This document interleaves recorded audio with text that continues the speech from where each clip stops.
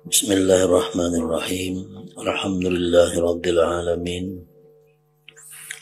Wassalatu wassalamu ala asyrafil anbiya wal mursalin Sayyidina wa habibina Muhammadin wa ala alihi wa sahbihi ajma'in. Qala al-musannif rahimahullah wa nafa'ana bi ulumihi fid dharain. Amin.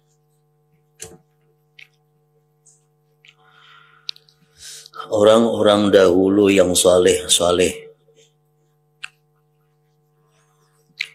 para salafus salihin,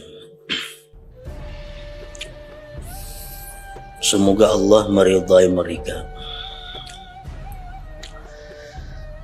telah sepakat, orang-orang saleh yang dahulu telah sepakat untuk memperingatkan para muslimin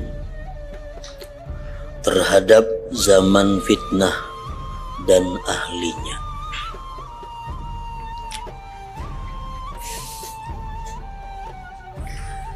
Zaman fitnah itu adalah zaman di mana sesuatu yang mungkar, sesuatu yang maksiat dianggap sesuatu yang biasa.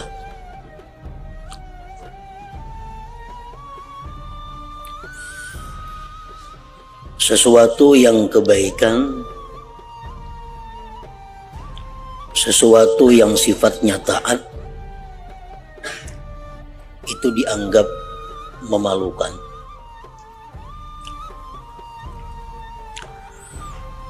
Di mana orang-orang sudah sulit menghindar atau menjauh daripada perbuatan dosa. Nah, itulah yang dimaksud dengan masa-masa fitnah. Zaman-zaman fitnah. Perbuatan yang mestinya dijauhi, perbuatan yang mestinya aib, dianggap sesuatu yang baik, dianggap sesuatu yang terhormat, atau dianggap sesuatu yang biasa, padahal itu adalah munkarat, perbuatan maksiat. Orang-orang sudah malu melakukan perkara yang baik. Orang-orang sudah merasa supan, merasa kada nyaman melakukan perbuatan taat. Sulit menjauh atau menghindar daripada maksiat. Nah, itu disebut sudah masanya masa fitnah.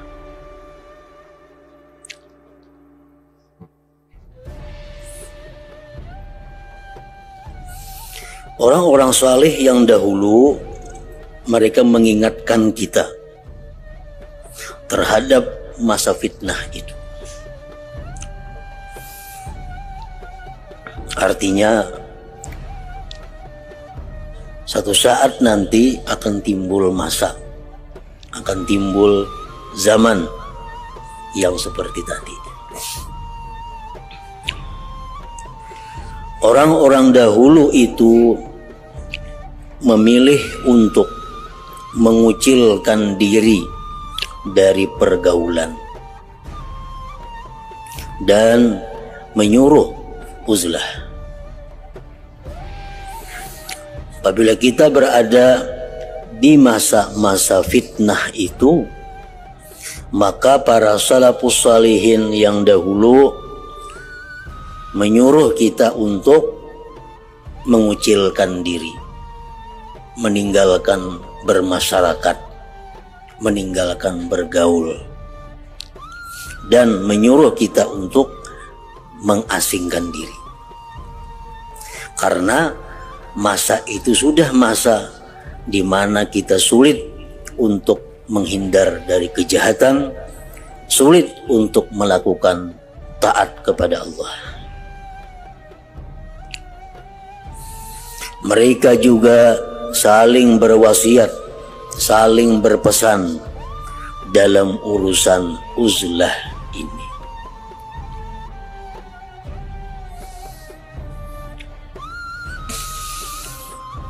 Tentu kita tidak akan ragu lagi bahwa orang-orang dahulu yang salih-salih itu lebih awas, lebih waspada, lebih hati-hati, dan lebih mempunyai kehendak atau maksud yang baik terhadap kita daripada yang lainnya. Dan perlu engkau ketahui bahwa zaman sesudah zaman mereka tidak bisa dianggap lebih baik ketimbang zaman yang telah ada. Sebaliknya pasti lebih buruk dan lebih pahit dibandingkan dengan zaman yang telah lewat itu.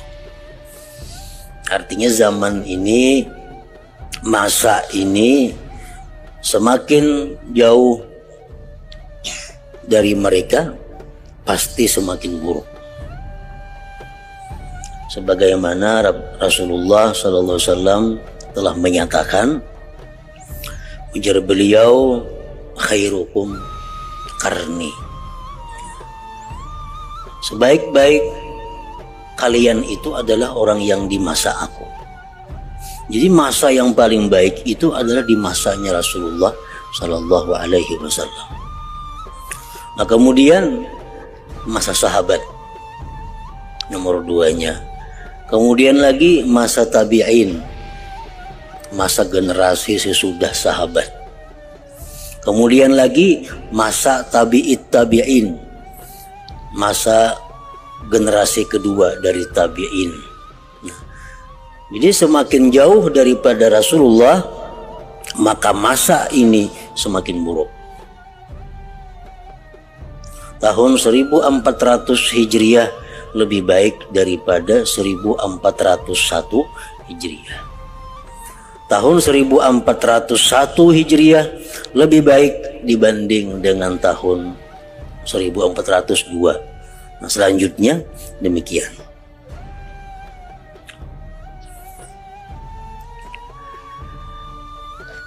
Apa yang kuterangkan ini, ujar pengarang nih, kudapatkan dari Yusuf bin Asbad.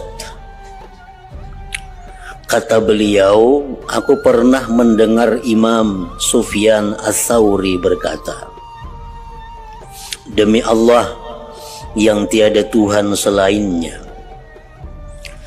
di zaman ini, di zaman beliau, uzlah itu halal.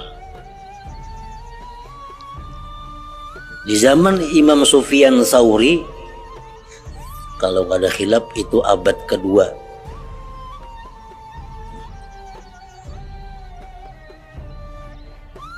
Uzlah sudah boleh, mengucilkan diri dari masyarakat sudah boleh. Padahal itu sudah masa abad kedua. Sungguh jika uzlah halal di zaman Imam Sufyan Ats-Tsauri, maka di zaman kita ini, zaman Imam Ghazali, abad keempat kelima, uzlah bisa menjadi wajib dan fardhu ain. Bisa menjadi wajib dan fardhu ain.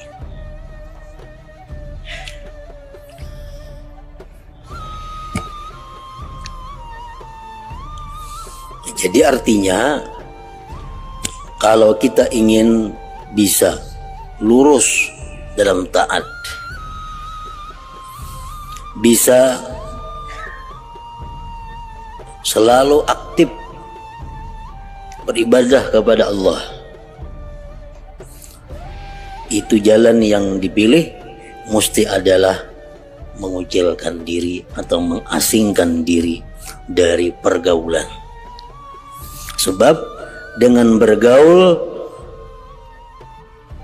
kita akan sulit menghindar daripada perbuatan maksiat, dan kita sulit untuk bisa istiqamah, sulit untuk bisa terus-menerus dalam ibadah kepada Allah Subhanahu wa Ta'ala.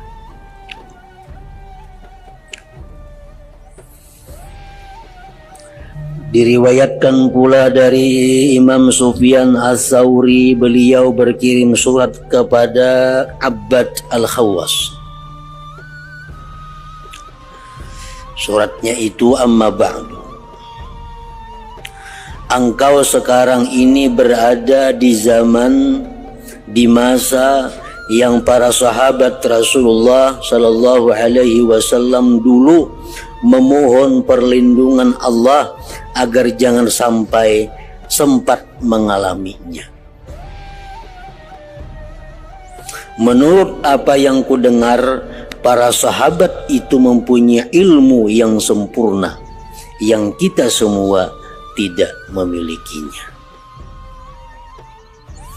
Lalu bagaimanakah keadaan kita di saat kita mengalami zaman itu? Padahal kita tidak mempunyai ilmu seperti yang dipunyai para sahabat, dan sedikit sekali kesabaran kita. Sedikit pula orang yang mau membantu untuk melakukan kebaikan, serta keruhnya persoalan dunia dan rusaknya masyarakat muslimin.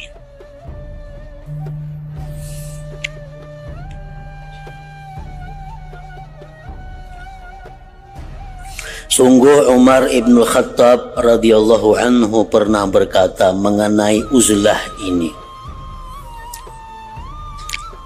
Uzlah itu, ujar Imam Sayyidina Umar bin Khattab, uzlah itu membuat inak badan dan selamat dari pergaulan buruk. Semisal perkataan ini, sebagaimana ulama membuat syair, hadza az-zamanu alladhi kunna nuhadhiruhu fi qawli Ka'bin wa fi qawli Ibn Mas'udi, dahrun bihil haqqu mardudun bi ajma'ihi waz-zulmu wal baghyu fihi ghairu mardudi, a'ma asammu minal azmani multabisun fihi li iblisa taswibun wa tas'idun, indama hadza wa lam yahdus lahu ghayru lam yubka mayyitun wa lam yufrah bi mauludi. Artinya zaman ini adalah zaman yang kita telah diperingatkan dalam ucapan Ka'ab dan dalam ucapan Ibnu Mas'ud radhiyallahu anhuma. Suatu zaman di mana perkara benar ditolak seluruhnya,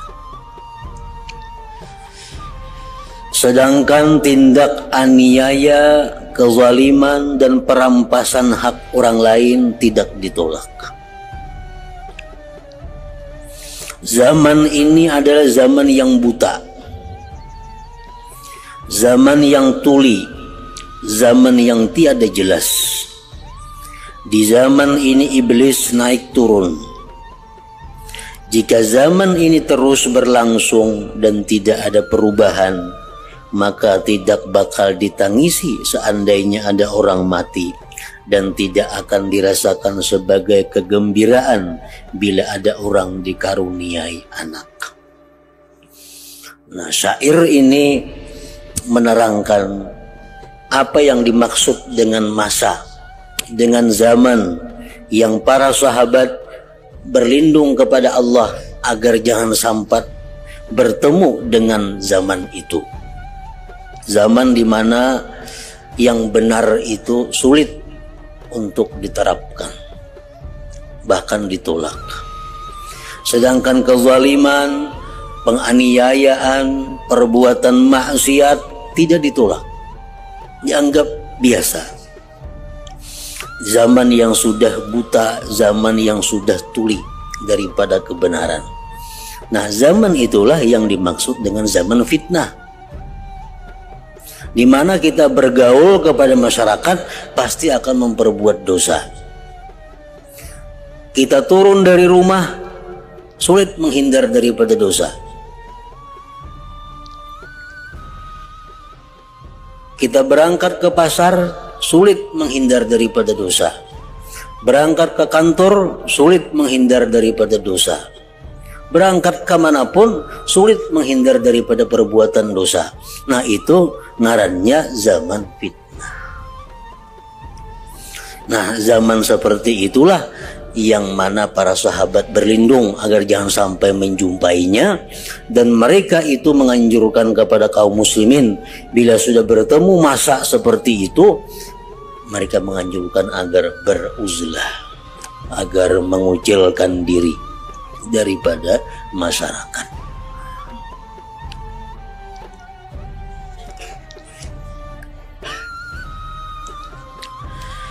Sungguh aku telah menemukan dari Imam Sufyan bin Uyainah. Beliau berkata, aku berkata kepada Imam Sufyan As-Tsauri. Ujar Imam Sufyan bin Uyainah kepada As-Tsauri, berilah aku wasiat. Sufyan As-Tsauri berkata, persedikitlah mengenal manusia.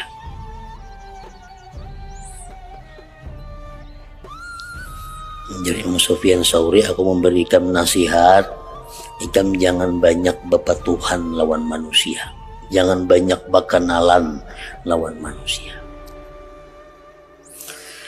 Aku Sufyan bin Uyainah membantah, semoga Allah merahmatimu, bukankah Nabi Muhammad SAW pernah bersabda dalam sebuah hadis, aktsiru min ma'rifatin nas mastata'ta fa inna likulli mu'minin syafa'ah.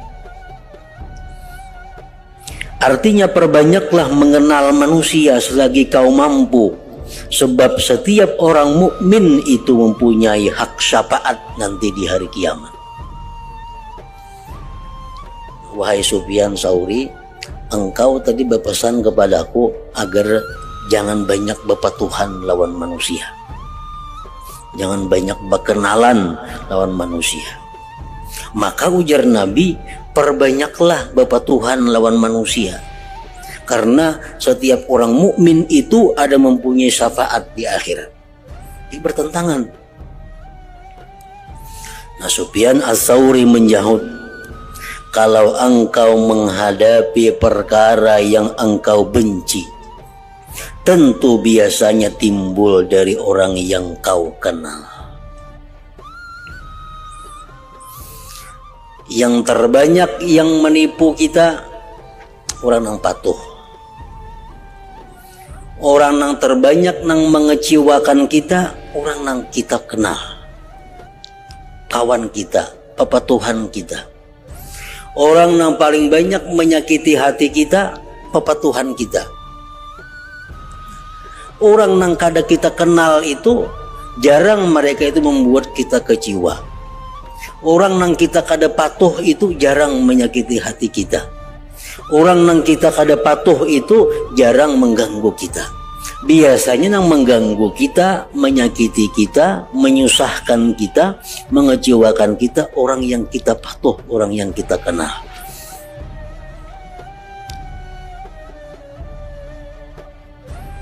Nah, jadi artinya perbanyaklah mengenal manusia, karena bagi setiap orang beriman itu syafaat.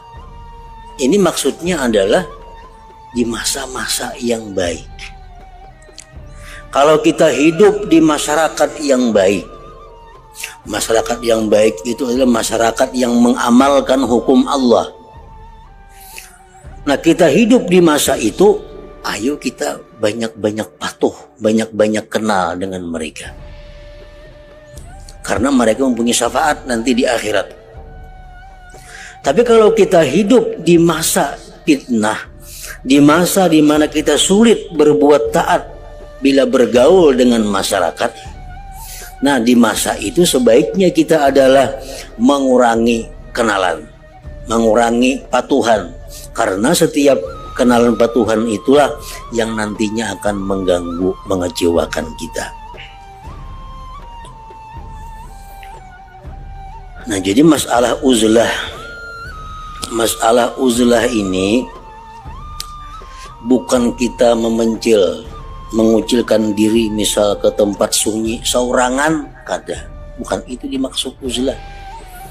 Misal di kampung kita ini sudah masyarakat rusak, masyarakat sudah rusak. Kalau kita uzlah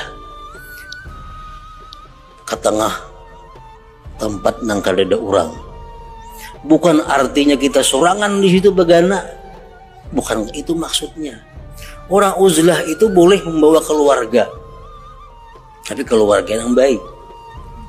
Boleh membawa kawan, tapi kawan yang baik. Kawan yang baik itu antara dua. Disebut kawan itu baik adalah satu, kawan itu mengingatkan kita bila kita lalai kepada Allah. Kawan itu menolong kita bila mana kita berbuat sesuatu kebaikan dan mencegah kita bila mana berbuat kejahatan. Itu kawan yang baik. Nah, kawan yang seperti itu baik. Yang kedua, kawan yang baik itu adalah kawan yang mau menerima apa nasihat kebaikan dari kita. Nah, jadi antara dua tuh. Nang kita kawani ini, nang boleh kita bawa dalam beruzlah itu kawan, keluarga boleh, tapi antara dua tadi. Nang kawan itu bisa mengingatkan kita kalau kita lalai, kalau kita memperbuat kesalahan, dan mendukung kita kalau kita berbuat kebaikan. Yang kedua, kawan ini kada bisa menegur kita, ini kada bisa mengingatkan kita, tapi kalau kita nasihati, inya memakai. Kalau kita beri arahan, inya menuruti. Nah, itu kawan atau keluarga yang baik. Nah, terhadap orang-orang seperti ini, itu boleh kita bawa uzlah. Masa orang 10, orang 20, orang 30 berangkat meninggalkan masyarakat yang sudah kacau, berangkat ke daerah yang kadada pergaulan. Nah, di situ membangun suatu kampung, membangun sesuatu peristirahatan untuk menghindarkan diri daripada kejahatan-kejahatan. Nah, walaupun 100 ke orangnya, tapi orang yang kita bawa uzlah itu adalah orang yang sifatnya kayak tadi. Kalau kita salah, inya menegur. Kalau kita baik, inya mendukung. Atau kada bisa kayak itu, tapi kita beri nasihat, inya menurut. Nah, itu di bawah uzlah.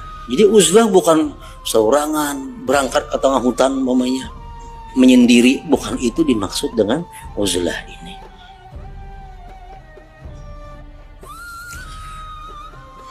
Jadi uzlah itu adalah sesuatu yang sifatnya penyelamatan. Oleh karena itu para ulama banyak menentukan persyaratan-persyaratan kapan kita mesti uzlah, kapan kita mesti bermasyarakat. Kita dianjurkan bermasyarakat, kita dianjurkan bergaul selama pergaulan itu, bermasyarakat itu membawa kepada ketaatan, membawa kepada kebaikan.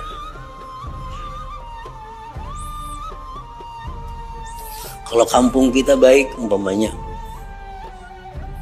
masyarakat kita ini baik,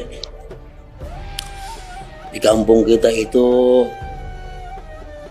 berbuat ibadah nyaman, di kampung kita itu berbuat taat nyaman, di kampung kita itu jarang orang-orang melakukan maksiat secara terbuka.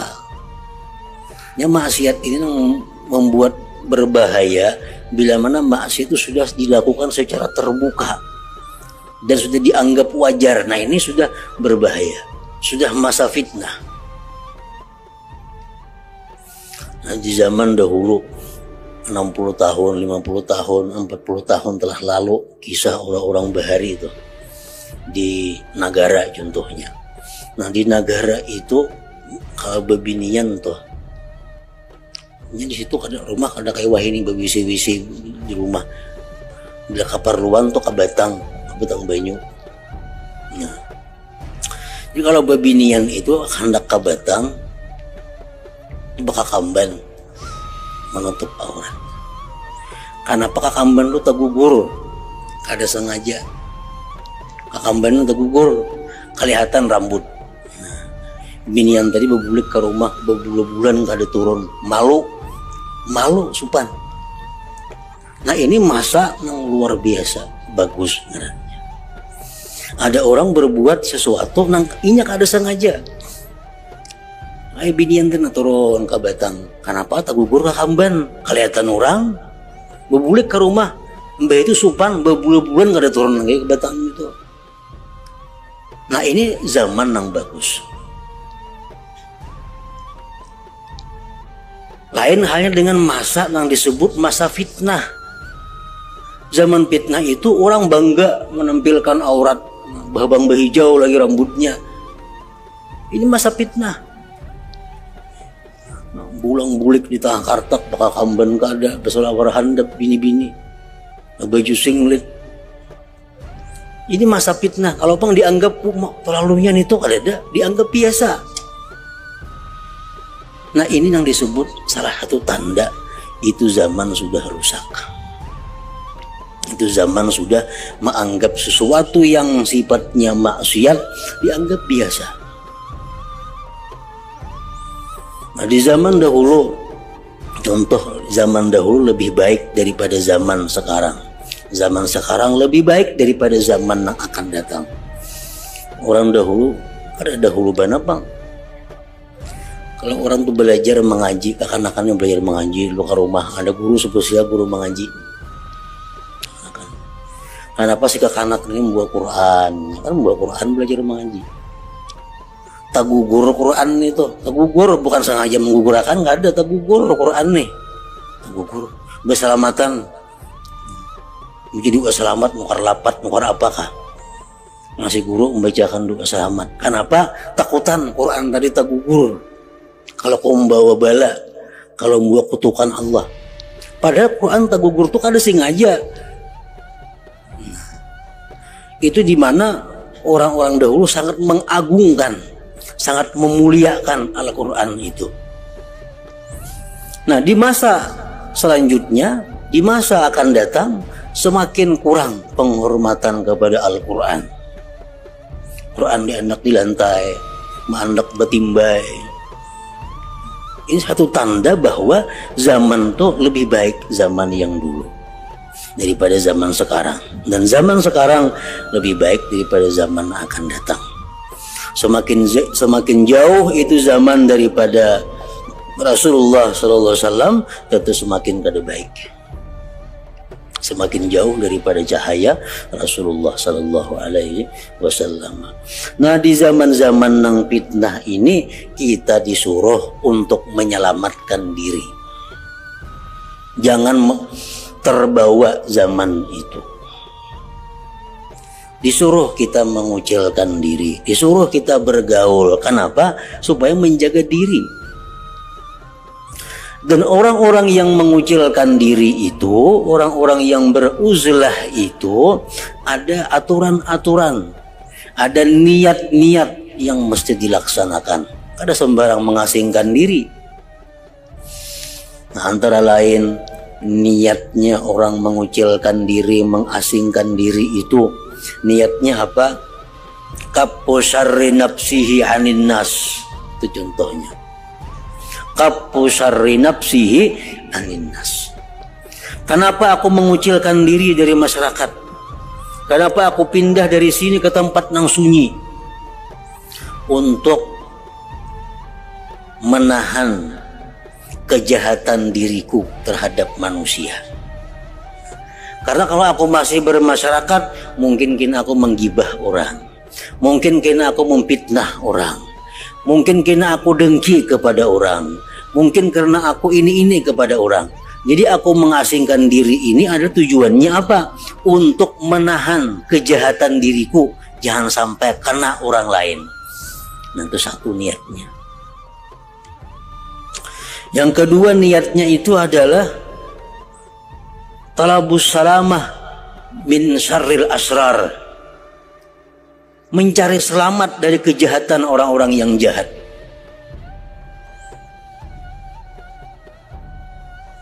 mencari selamat dari kejahatan orang-orang yang jahat. Yang ketiga, kita beruzlah tujuannya apa? Karena menghindari al-khalas minal qusur fi huquqil muslimin. Menghindari kekurangan kita menunaikan hak-hak orang muslim. Karena kalau kita bermasyarakat ada hak-hak orang muslim pada kita, di mana mereka sakit mesti diilangi, mereka kesusahan mesti dibantu, mereka mati mesti diantar. Nah, itu hak orang muslim. Jadi aku uzlah ini adalah untuk supaya selamat daripada ketidakmampuan diriku menunaikan hak-hak orang Islam. Nah, yang keempat, uzlah itu adalah tujuannya apa? Untuk bisa meluruskan, mengaktifkan, merutinkan ibadah. Bila aku masih bergaul di masyarakat, ibadahku kadang-kala rutin, ibadahku kadang-kala terus menerus karena banyak gangguan macam-macam. Nah, dengan beruzlah itu maka ibadahku kuharapkan bisa istiqamah. Nah, itu niat yang kita bawa dalam uzlah.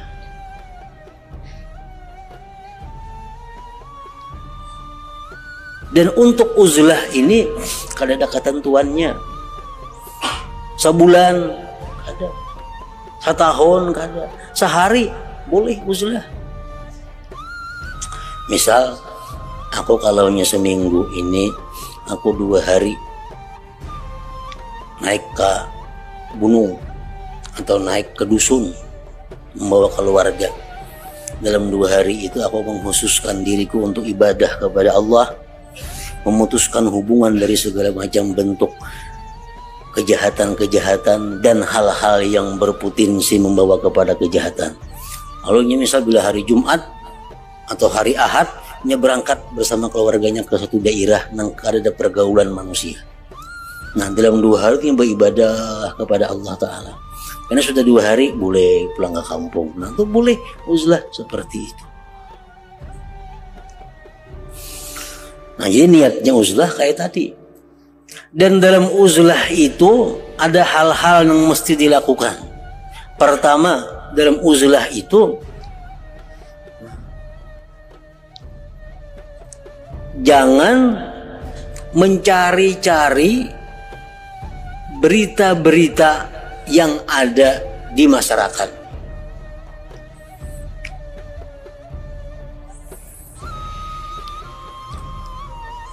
Nah, uzlah misalnya tapi membawa TV, kenapa nak bawa uzlah nih tuh?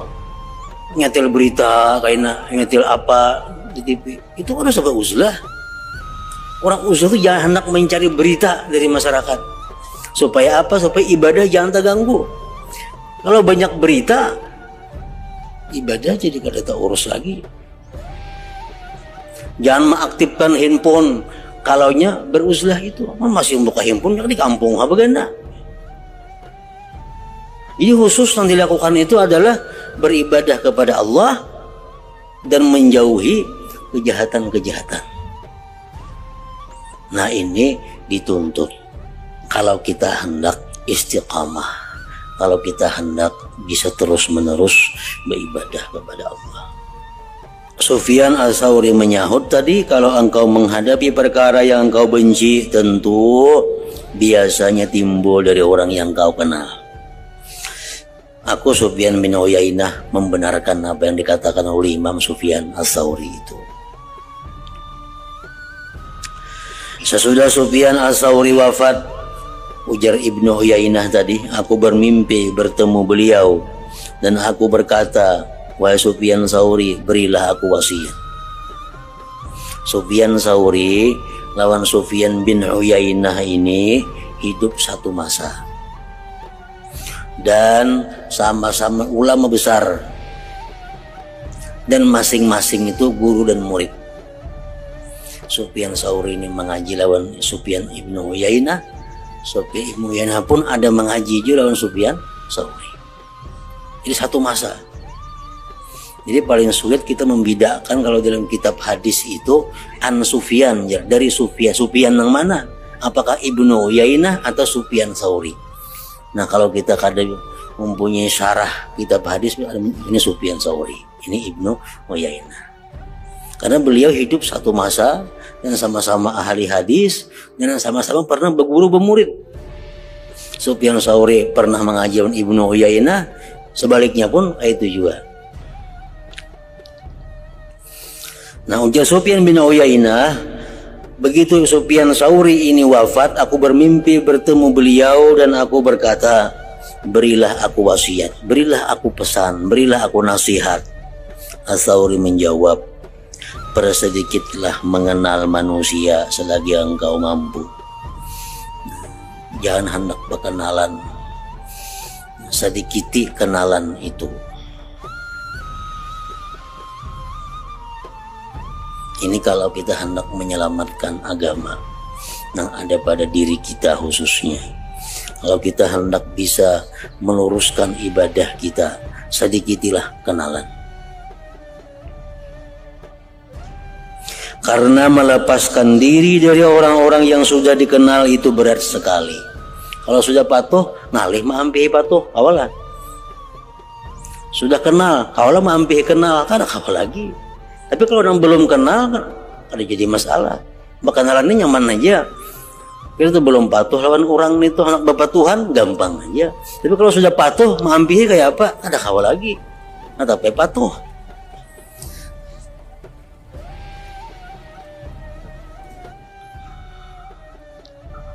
Jadi bergaul itu baik kalau pergaulannya itu adalah membawa ibadah,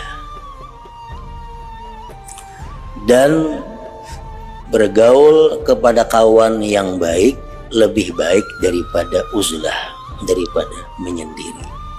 Kalau kita hidup di tengah masyarakat yang agamis, di tengah masyarakat yang memuliakan hukum-hukum Allah, di tengah masyarakat yang menghindari hal-hal yang dilarang Allah, lebih baik kita bergaul daripada menyendiri. Tetapi menyendiri itu lebih baik daripada bergaul dengan orang-orang yang jahat, orang-orang yang membawa kita kepada perbuatan maksiat. Ada ulama yang membuat syair yang artinya senada dengan kisah tersebut. Wa ma ziltu mudlahal mashibu fi mafriqi ufattishu an hadzal wara wa ukashifu. Fama in arabtu an-nasa illa zamamtuhum jazallahu khairan kullaman lastu a'rifu. Wa ma li dzambun astahiqqu bihil jafa siwa annani ahbabtu man laysa yunsifu. Artinya, sejak kepalaku beruban, tidak henti-henti aku menyelidiki masyarakat dan ingin tahu. Ternyata tidak ada manusia yang kukenal kecuali aku mencela mereka. Kenapa? Karena masing-masing mereka itu selalu membiarkan aku dalam kesalahan dan kadang mendukung aku dalam kebaikan. Semoga Allah membalas kebaikan setiap orang yang tidak kukenal. Aku tidak mempunyai dosa yang patut dibenci, kecuali bahwa aku menyukai orang yang tidak mau insaf, yang tidak mau istiqamah beribadah. Sufyan bin Uyainah berkata, sebagian ulama berkata, tertulis pada pintu rumah Imam Sufyan Ats-Tsauri di muka rumah sini bertulisan, semoga Allah membalas kebaikan kepada orang yang tidak mengenalku, dan semoga Allah tidak membalas baik kepada teman-temanku. Karena jika hatiku dikecewakan, itu pasti datang dari orang yang mengenal. Di antara ulama ada yang sering mendendangkan syair yang artinya serupa dengan apa yang tertulis di pintu Sufyan Ats-Tsauri itu. Jazallahu annal khaira man laysa bainana wala bainahu wuddun wala nata'arafu fama sabana hammun wala nalana adza minan nasi illa man nawaddu wa na'rifu. Artinya, semoga Allah membalas kebaikan kepada orang yang tidak ada kasih sayang antara aku dan dia, serta tidak aku kenal. Sebab bila aku mengalami resah dan susah, bila hatiku dikecewakan orang, itu tentu timbul dari orang yang ku kasihi dan ku kenal. Syekh Al-Fudail berkata, zamanku ini adalah zaman yang perlu dikatakan. Jagalah lisanmu, sembunyikan tempat tinggalmu, rawatlah hatimu, ambillah apa yang kau ketahui baik, dan tinggalkan apa yang kau ingkari, yang tidak kau ketahui kebaikannya. Ini Al-Fudail ini hidup di masa abad pertama, abad 1 sekian. Imam Sufyan Tsauri berkata, zaman ini adalah zaman diam dan tinggal di rumah. Zaman harus ridha terhadap makanan seadanya sampai engkau mati. Diriwayatkan dari Daud At-Tai, beliau berkata, puasalah, tahanlah dirimu, artinya, dari dunia, dan berbukalah nanti di akhirat. Larilah dari manusia seperti larimu dari harimau. Nah, karena apa? Karena di masa itu boleh dikatakan setiap orang yang kita kenal, setiap masyarakat yang kita bergaul dengan mereka selalu mengarah kepada perbuatan dosa. Datang kawan bawa kabar yang baik, saya kung datang kawan pulang kepada kita menyembati orang, saya kung datang kawan kepada kita berkisah tentang kejahatan. Nah, ini menunjukkan bahwa masa itu sudah masa yang mengharuskan kita untuk menjauhi bermasyarakat tadi. Kalau kita ingin ibadah kita bisa lancar, kalau kita ingin ibadah kita bisa terus menerus istiqamah.